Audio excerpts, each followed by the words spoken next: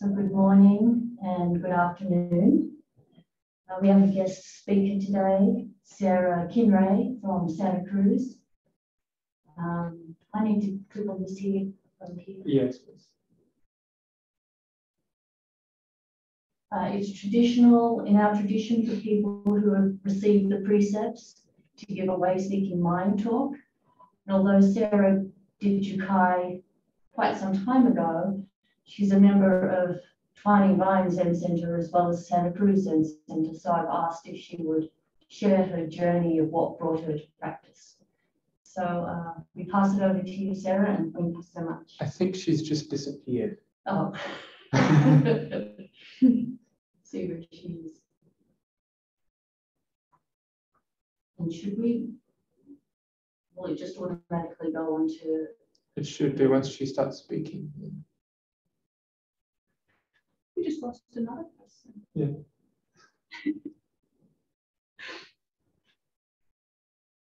Okay, here's Sara. Sara.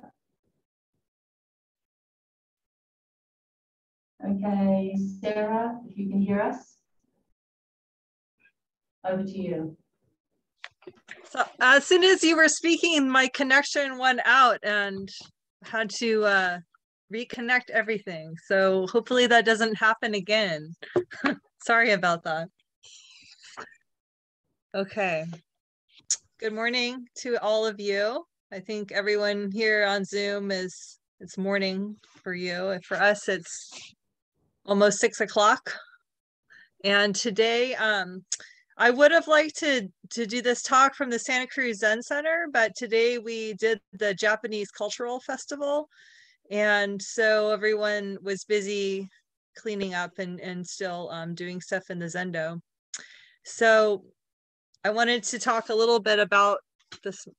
This is a way-seeking mind talk, but I'm just going to start with what we did today. We met at the Santa Cruz Zen Center this morning to help with the Japanese Cultural Festival. Some of it is hosted at the Zen Center, and then a lot of it happens in a park that's nearby.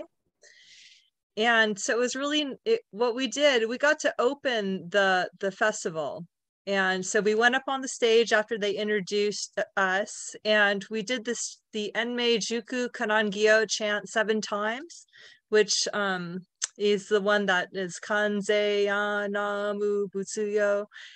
And Reverend Patrick talked about turning towards compassion. And it was just wonderful to be with the Sangha and to open at the Japanese Cultural Festival that way. And so then some of us went back to the Zendo to talk to people about Zen and show them the Zendo, and they had different demonstrations. And then others of us got to make this treat called taizaki, where we had these waffle irons and we put the batter in the waffle iron and this bean paste and then some more batter. And then you cooked it, and it was in the shape of a fish. And we sold 2 for $5. A lot of them got burned, but it was really fun to do that all together. And Lisa and I were the ones collecting the money and serving and stuff. And some of the burned ones we ended up eating. So it was kind of fun for us too to be able to try them. So I'm just talking about this because I find that being with Sangha is so joyful and fun. And so it was really great doing that. And while we were doing that, there was this taiko drumming going on, and then these women dressed in these beautiful dresses. Like, they're not called kimonos, it's some other kind of a dress. And then there were people from doing aikido there, and it was just wonderful. Okay, so how did I come to Zen? I think that's why I'm giving a talk today, is talking about what led me to this practice. I've been practicing Zen since February of 2017. And I'm not really sure why I started doing it, but I know that I had read a book by Thich Nhat Hanh, and it's called At Home in the World. And when you read the writings by Thich Nhat Hanh, the way that he writes is so relaxing and it makes you feel relaxed and happy. And And I just was captivated by that book. And I started noticing the stillness. And so then I was working part-time at that time, and I decided to walk over to the Santa Cruz Zen Center and sit during the afternoon sit, just to try it out. And so we sat for 40 minutes that afternoon, and I felt my mind really got settled, and I was able to let go of thoughts that were bothering me.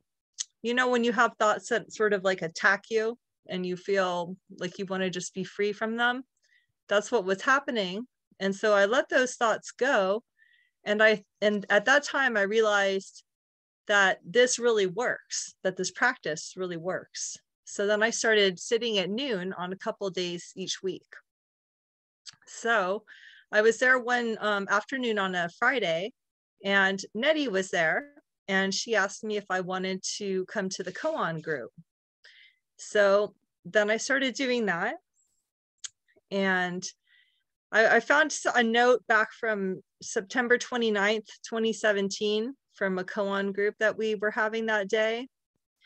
And we were discussing the Blue Cliff Record case 11, Huang Po's Gobblers of Dregs. And in my journal, I wrote, in koan group, there were discussions about teachers and dregs, but the thing that captured me was listening intently to Nichio, who was a Zen practitioner who was in the koan class. And she described an experience that she had under the trees in a park. And I wish I could explain more of what she said, but this was 5 years ago, so I can't do that. But she was talking about being in a park and the trees and maybe some animals that she saw. And so she felt really connected to this experience that she was sharing with us. And then I noticed that I felt unified with her as she was speaking. And that's when I thought, I want to be able to pay that kind of attention to each person and to everything. So that was a good experience in koan group. So then after a while, Nettie and I started meeting for individual koan study, which is different than meeting and talking about koans in a group. In individual koan study, I memorized the koan and recite it to Nettie. And then she asked me to present the koan. So sometimes it takes a while to figure out how to present it. And it can be sort of frustrating, but you just keep sitting and just thinking about the koan. And over time, something happens. And then you're like, aha, I understand.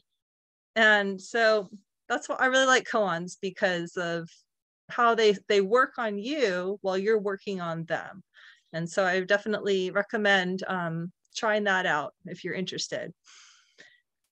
Nettie told me to be confident when I answer, and in a koan, we feel the understanding of it, and the response comes out of that experience. So the next thing that I wanted to talk about is the practice of Hokuk Musul. This is it's a traditional Korean martial art that I've been practicing for 7 years. Grandmaster Jin brought Hokuk Musul over to Santa Cruz. It was over 30 years ago, and he taught a lot of people. Master Laird is our teacher, and he is a student of Grandmaster Jin. And so last summer, I gave a speech at a ceremony, and some other students did as well. And I told everyone a Zen koan, because those are so important in my life, and I wanted to share Zen koans with other people. So the koan that I told them is the one called The Old Woman.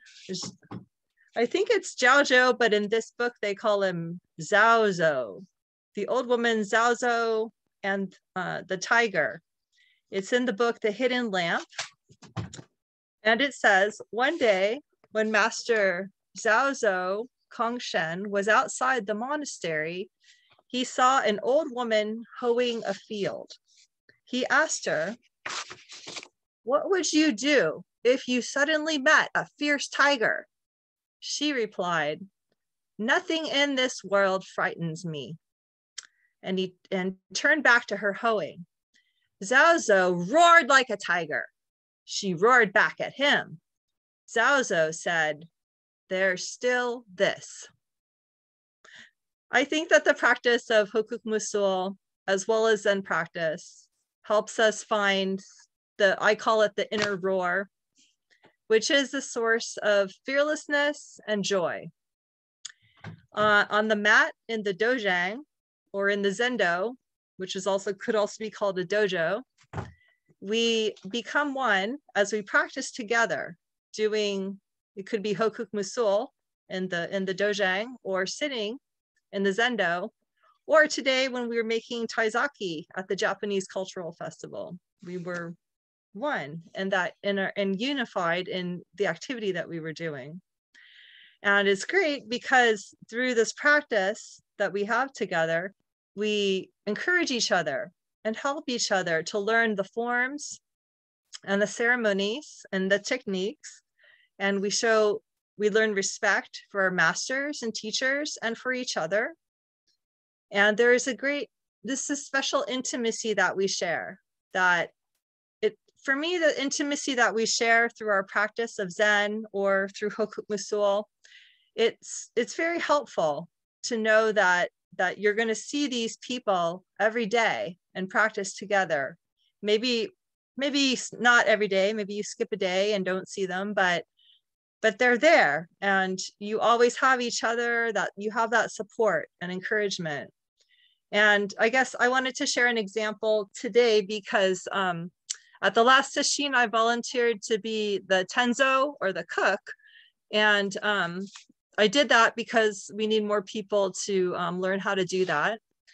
And so today I saw Charlie, who's usually the tenzo, and he brought this book, and I didn't even know he was going to do that, but it's called From the Zen Kitchen to Enlightenment. And so I thought that was so nice that he thought of getting that book and encouraging me in my tenzo practice. And so that's what we do, is we help each other and we encourage each other in our practice. And then besides meeting with Neti and Koan Steady, again, it's always about the people that we are meeting, that I feel that are guiding us and helping us and encouraging us in Zen or in any practice. I started meeting with Reverend Kokyo Henkel for Dokusan to talk about Zen and to talk about just things that were going on in my life. When I started practicing Zen, I was also going to a church, and I was quite involved in it through women's ministry and children's ministry. And so I was talking to Kokyo, and I was curious at that time because I was trying to figure out if a Christian was allowed to practice Zen. If, I didn't know. And also, like, I had questions about the bowing, is it okay to bow at the altar and all of that kind of stuff. So talked to Kokyo about that. Then we also talked a lot about the Bodhisattva precepts, no separate self. And I would say a lot about experiencing this rather than just having a conceptual understanding of it. And I confess that I definitely had doubts and wasn't sure about that at first, but I wanted to experience no separate self and experience enlightenment. So Kokyo is really great at memorizing quotes and sharing them. And I wanted to share this one quote that he shared. It's by Huang Bo.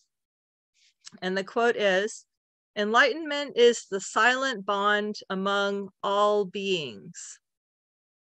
Isn't that nice? Enlightenment is the silent bond among all beings.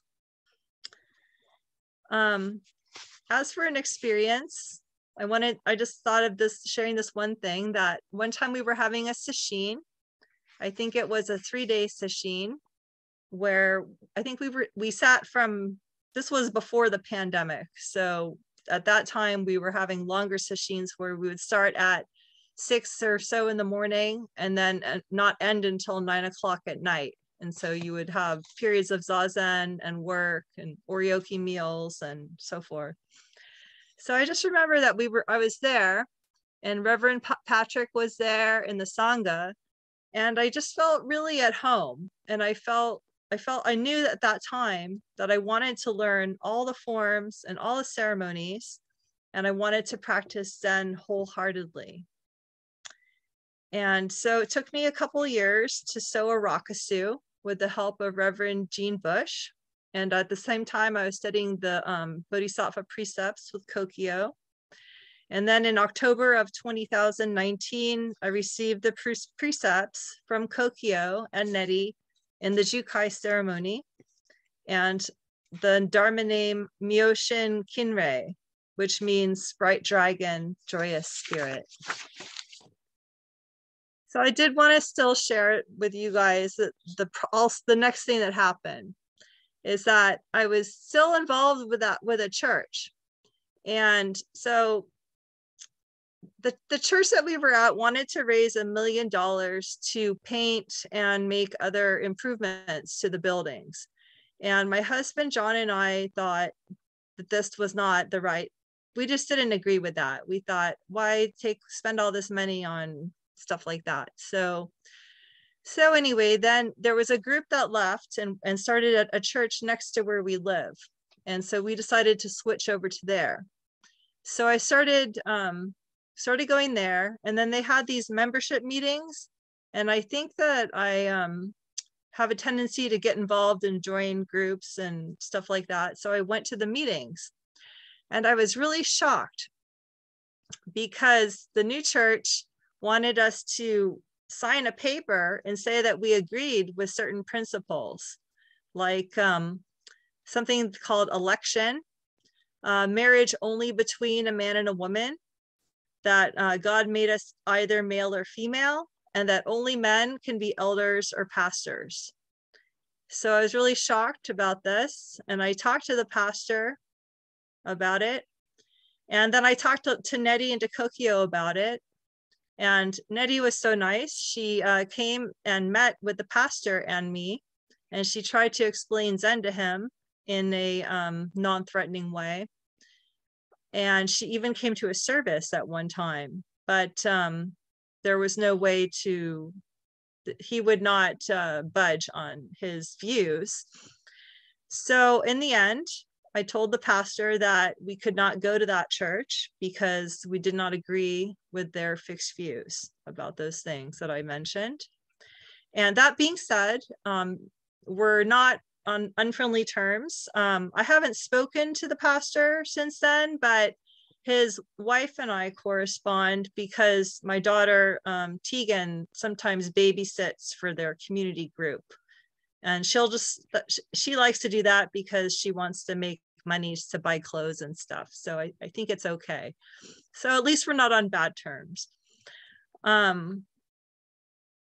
So after that experience, I went to churches here and there, but I sort of let go of going to church on Sunday and decided I just didn't have time for that. And I was really involved with Zen practice more and more.